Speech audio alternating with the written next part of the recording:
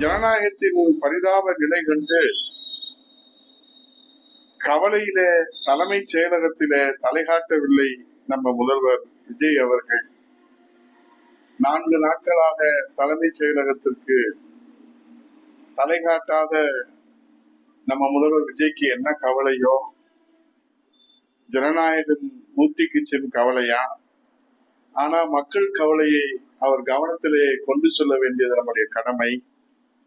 தற்போது அனைத்து வகை அரிசிகளின் விலை கடந்த ஒரு மாதத்தில் 5 ரூபாய் முதல் 20 ரூபாய் வரை உயர்ந்திருக்கிறது.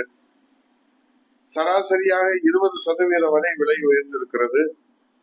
26 கிலோ அரிசி மூட்டைக்கு ரூபாய் 250 முதல் ரூபாய் 400 வரை விலை அதிகரித்திருப்பது ஏழை மற்றும் நடுத்தர மக்களை கடுமையாக பாதித்திருப்பதை மாண்புமிகு விஜய் அவர்கள் கவலையோடு இருக்கிறாரோ என்னவோ தெரியவில்லை.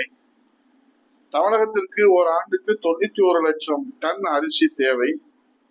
ஆனால் 75 லட்சம் டன் அரிசி மட்டுமே இங்கு உற்பத்தி ஆகிறது. அதிலும் இந்த ஆண்டு குறுவை சாகுபடிக்கு மேட்டூர் அணை திறந்து விடப்படவில்லை. ஜூன் ஜூலைக்கான நீர் கர்நாடகம் தண்ணீர் திறந்து விடப்படவில்லை. வறட்சி தலைவிரித்து ஆடுகிறது டெல்டா பகுதியில, நெற்களஞ்சியத்தில. அதோடு கடந்த 20 நாட்களில் அரசு நேரடி நெல் கொள்முதல் மையங்களில் சுமார் 1 லட்சத்திற்கும் மேற்பட்ட நெல் மூட்டைகள் மழையால் நனைந்து வீணாகி இருக்கின்றன. தற்போது தமிழ்நாட்டில் அரிசி விலை நாளுக்கு நாள் உயர்ந்து கொண்டே செல்கிறது.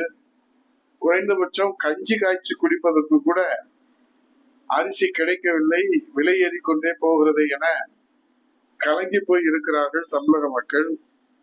விலையில்லாத வழங்கப்படும் அரிசியும் தற்போது தரமானதாக சமைத்து சாப்பிடும் தரத்துக்கு ஏற்ற வகையில் இல்லை என்கிற ஒரு புகாரும் வந்து கொண்டு இருக்கிறது.